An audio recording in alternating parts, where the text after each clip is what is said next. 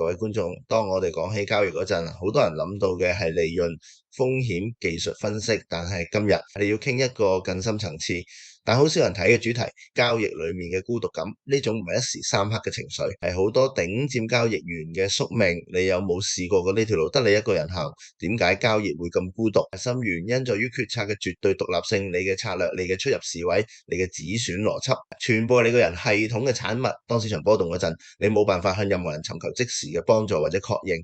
冇隊友，交易唔係團體運動，你嘅盈虧完全由你一個人承擔，策略獨立。你嘅聖杯只存在喺你個腦同你個交易系統入邊，人哋嘅建議對你個系統嚟講，好多時係雜訊，執行穩定。喺群眾嘅喧嘩聲入面，無論係晒單嘅興奮定係蝕錢嘅內耗，你必須保持冷靜，堅定執行自己嘅計劃。呢種反人性嘅堅持，自然會將你同外界隔離開。呢種孤獨感唔單止嚟自技術層面，更嚟自情緒隔離同埋外界唔理解。情緒隔離，交易嘅高潮同低谷係好難同人分享。賺錢嗰陣，巨大嘅喜悅同成功感，一旦分享，好易俾人覺得係炫耀，甚至引嚟妒忌。為咗避免麻煩，你會選擇沉默。錢嘅巨大嘅壓力、自責同推送，一旦分享，輕則俾人勸退，重則俾人質疑你嘅能力。你只可以自己一個人消化。B 外界唔明，對於唔係做交易嘅人嚟講，你份工係好難理解嘅，你當係賭博。你嘅親友好可能唔明白你對風險嘅精確計算，淨係見到你坐喺電腦前面賭錢，時間錯配。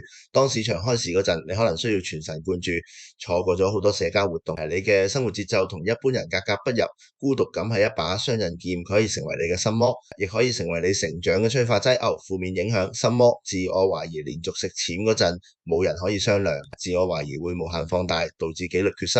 報復式交易，為咗擺脫蝕錢嘅缺送，你可能會做報復式交易。呢個係孤獨情緒底下最常見嘅錯誤決定。身心俱肥，長期處於高壓同隔離狀態，好易導致身心健康出問題，影響認知功能。B 正面影響成長，強不自散。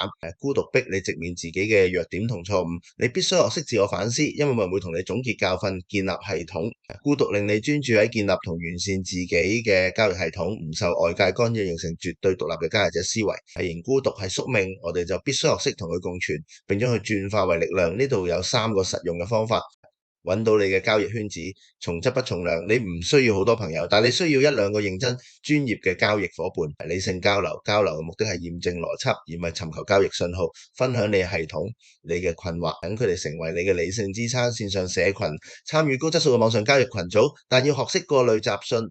非交易生活，運動與健康。你個腦係你最主要嘅工具。